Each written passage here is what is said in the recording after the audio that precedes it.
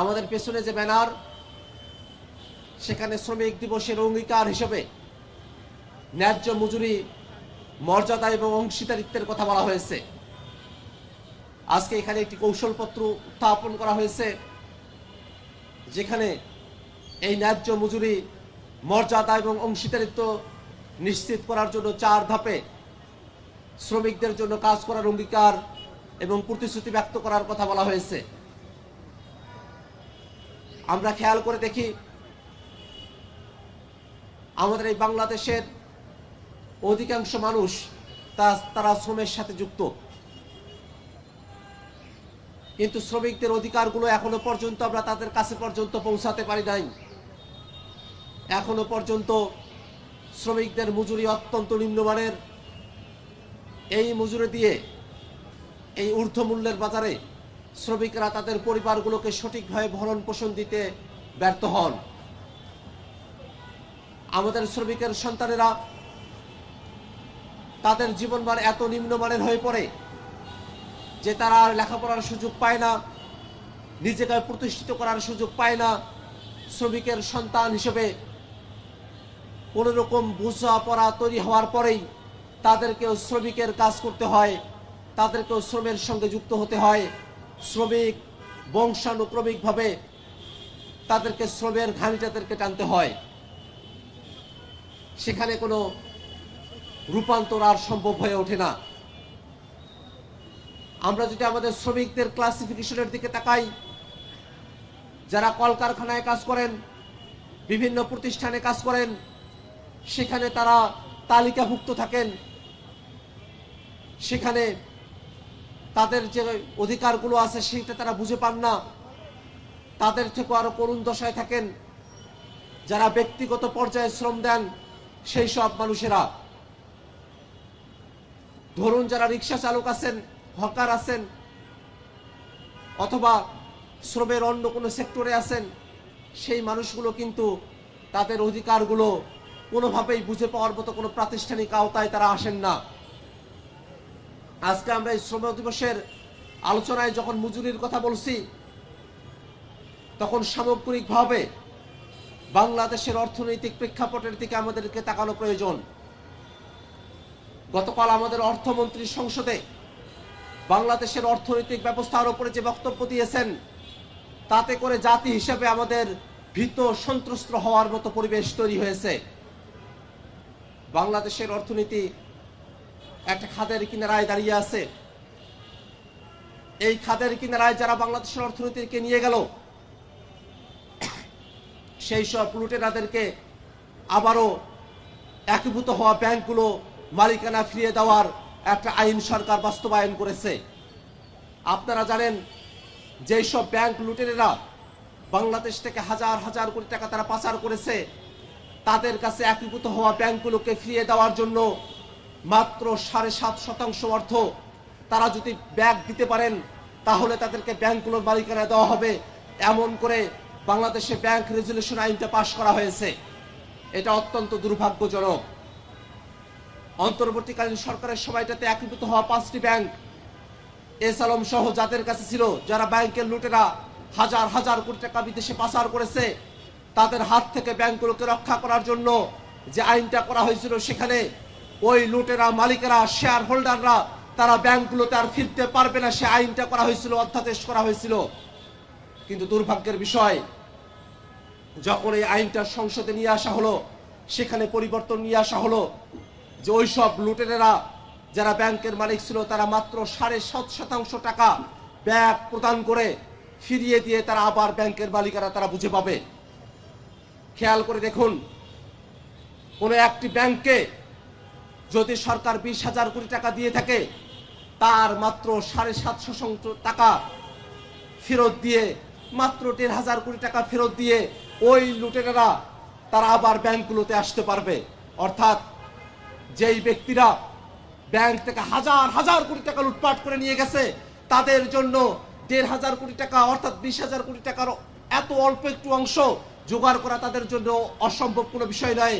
তারা আরো খুশিতে মাত্র 7.5% টাকা ব্যাগ দিয়ে হাজার হাজার কোটি টাকা যে তারা লুটপাট করলো তারা বৈধতা পাবে, আবার তারা লুটপাট করবে। বাংলাদেশে ব্যাংক খাতগুলোকে ধ্বংস করা হবে, অর্থনীতিকে ধ্বংস করা হবে।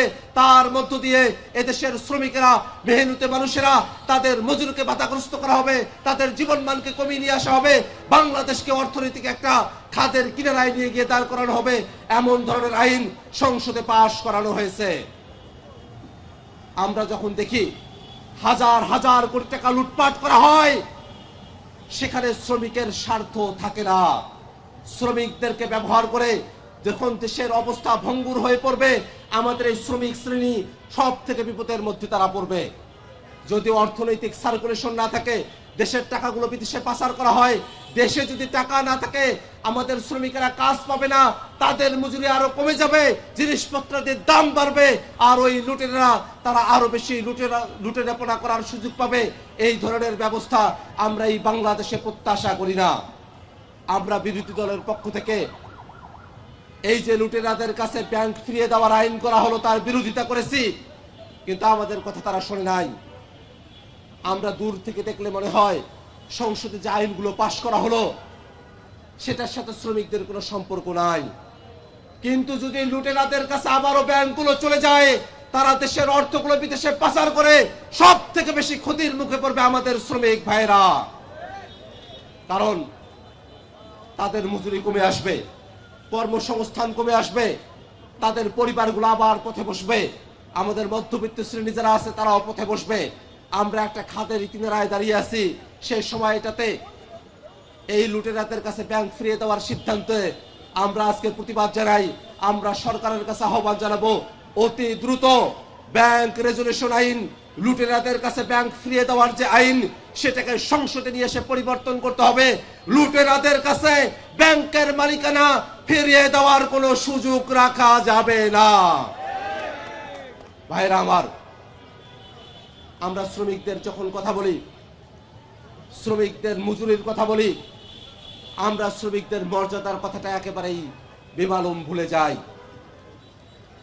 আমাদের বাংলা ভাষায় সম্বোধন করার ক্ষেত্রে তুমি, আপনি, তুই নানা ধরনের বিভাজন আছে। আমরা জানি তুই এর ব্যবহার দুই ক্ষেত্রে হয়, মর্যাদা অর্থে আর তুচ্ছার্থে।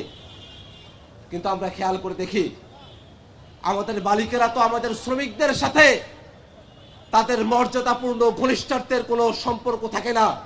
তারা তো ঘনিষ্ঠ সম্পর্ক নিয়ে তাদের সঙ্গে সম্পর্কটা মেনটেন করে না। যখন মালিকেরা শ্রমিকদেরকে তুই সম্বোধন করে তখন তারা ঘনিষ্ঠার্থে করে না, তখন তারা তুচ্ছার্থেই তাদের শ্রমিকদেরকে তুই বলে সম্বোধন করে। এই জায়গাটাতে আমরা বলতে চাই, একজন শ্রমিকের সাথে আপনি যদি সত্যিকার অর্থে ঘনিষ্ঠ হয়ে তুই সম্বোধন করতেন, আমাদের শ্রমিকেরা খুশি হতো। কিন্তু যেহেতু তুচ্ছার্থে তুই সম্বোধন করা হয়, সে কারণে আমাদের শ্রমিকেরা তাদের মর্যাদাটা পায় না। শ্রমিকদেরকে তুচ্ছার্থে তুই সম্বোধন করা চলবে না, শ্রমিকদেরকে মর্যাদা দিতে হবে। সম্বোধনের ক্ষেত্রে, তাদেরকে ডাকার ক্ষেত্রে, আহ্বান করার ক্ষেত্রে, তাদের সাথে যে কোনো কথা বলার ক্ষেত্রে সম্মানের সাথে শ্রমিকদের সাথে কথা বলতে হবে, শ্রমিকদের মর্যাদাকে নিশ্চিত করতে হবে। আমরা যখন স্বাধীনতা যুদ্ধে অংশগ্রহণ করেছিলাম তখন আমরা মানবিক মর্যাদার কথা বলেছিলাম। এই যে শ্রমিক ভাইরা আমরা এখানে বসে আছি, আমাদের চা শ্রমিকদের দিকে তাকান, তারা কত অবর্ণনীয় কষ্টের মধ্য দিয়ে তাদেরকে জীবন যাপন করতে হয়। আমরা যদি আরো গভীরে তাকানোর চেষ্টা করি, যারা জুতা সেলাইয়ের কাজ করেন, অর্থাৎ যাদেরকে আমরা মুসি হিসেবে চিনি, যারা পয়ঃনিষ্কাশনের কাজ করেন, যাদেরকে আমরা মেথর হিসেবে চিনি, এই মুসি এবং মেথরদের জীবন কত দুর্বিষহ। আমরা এখনো শুনি বাংলাদেশের কিছু জায়গা আছে যেখানে মুসি এবং মেথরদেরকে হোটেলের মধ্যে প্রবেশাধিকার দেওয়া হয় না। যে প্লেটে সাধারণেরা খান, সেই প্লেটে মুসি এবং মেথর যারা আছেন, যারা আমাদের শ্রমিক, তাদেরকে ওই প্লেটে খাবার খেতে দেওয়া হয় না। তাদেরকে একটা পলিথিনে অথবা কলা পাতায় করে তাদেরকে খাবার পরিবেশন করা হয়। এই যে মর্যাদাগত বিভাজন, সেই বিভাজন বাংলাদেশে আমরা আর দেখতে চাই না। এক্ষেত্রে বাংলাদেশের রাষ্ট্রীয় কাঠামোতে যারা আছেন তাদের বাইরে বাংলাদেশের আপামর জনতার কাছে আমাদের অনুরোধ থাকবে, যারা পয় নিষ্কাশনের কাজ করে, আমাদের জুতা সেলাই করে, আমাদেরকে স্বাচ্ছন্দ্যে বাস করার সুন্দর একটা পরিবেশ দেওয়ার যারা চেষ্টা করেন, তাদের মর্যাদা ক্ষুণ্ণ করা হয় এমন কোন কাজ বাংলাদেশের মানুষেরা সামনের দিনে আর করবে না, এই অনুরোধটা আমরা তাদের কাছে রাখতে চাই। এবং সে কারণেই বাংলাদেশের কাঠামোগত পরিবর্তন প্রয়োজন। বাংলাদেশের প্রশাসনিক কাঠামো, আইনগত কাঠামো, সাংবিধানিক কাঠামো, প্রত্যেকটা জায়গায় যে বৈষম্য তৈরিকরণ করে রাখা হয়েছে, যে ফ্যাসিবাদের উপাদানগুলো রয়েছে, সেগুলোকে যদি আমরা নির্মূল করতে পারি, আস্তে আস্তে সমাজের সর্বত্র এই বৈষম্য বিরোধিতা ছড়িয়ে পড়বে, বাংলাদেশের মানুষেরা সচেতন হয়ে পড়বে এবং 24-এর অভ্যুত্থানে যেমন করে বৈষম্য বিরোধিতার আমরা কথা বলেছিলাম, সে আওয়াজকে জারি রাখা সম্ভব হবে। এই কারণে আমরা বলতে চাই, আজকে মে দিবসের অঙ্গীকার হবে শ্রমিকদের মর্যাদা ফিরিয়ে দেওয়ার অঙ্গীকার, আজকে মে দিবসের অঙ্গীকার হবে শ্রমিকদেরকে ন্যায্য মজুরি দেওয়ার অঙ্গীকার, আজকে শ্রমিকদের জন্য আমরা ন্যায্য অংশীদারিত্ব হিস্সার কথা এই মে দিবসের আলোচনা থেকে আমরা ব্যক্ত করতে চাই। আমাদের সংসদে এটাই সত্য, অধিকাংশই মালিক পক্ষ। আমরা চাই আপনারা যারা মালিকেরা আছেন, আপনারাই সব থেকে ভালো জানেন শ্রমিকেরা কোন জায়গায় কষ্টে আছে, এটা আপনাদের অজানা নয়। অতএব আপনারা মালিক পক্ষ, শ্রমিকের স্বার্থের কথা আসলে উটপাকির মতো করে মাথাটা বালুর মধ্যে গেড়ে দিয়ে আপনারা শ্রমিকের অধিকারের কথাটুকু আপনারা ভুলে যাবেন, শুধু নিজের হৃষ্টপৃষ্ট দেহটাকে বাইরে প্রদর্শন করবেন। সে অবস্থা থেকে বেরোয় আসুন। শ্রমিকেরা যদি ভালো থাকে, বাংলাদেশের শিল্প কলকারখানাগুলো তরতর করে এগিয়ে যাবে, বাংলাদেশ এগিয়ে যাবে, মালিকের স্বার্থ রক্ষা হবে, শ্রমিকের স্বার্থ রক্ষা হবে, এমন ধরনের পরিবেশ বাংলাদেশে তৈরি করা হবে। এই আহ্বান রেখে জাতীয় শ্রমিক শক্তিকে সে আহ্বানের সাথে সামনে পথ চলার অঙ্গীকার ব্যক্ত করে জাতীয় নাগরিক পার্টি এনসিপি, আমরা শ্রমিক জনতা বাংলাদেশ সকলে মিলে সামনের দিনে আমরা এগিয়ে যাব, সে আশাবাদ ব্যক্ত করে আজকের মতো করে আমি আমার বক্তব্য এখানে শেষ করছি। ইনকিলাব জিন্দাবাদ, শ্রমিক শক্তি জিন্দাবাদ, জাতীয় নাগরিক পার্টি জিন্দাবাদ। আসসালামু আলাইকুম।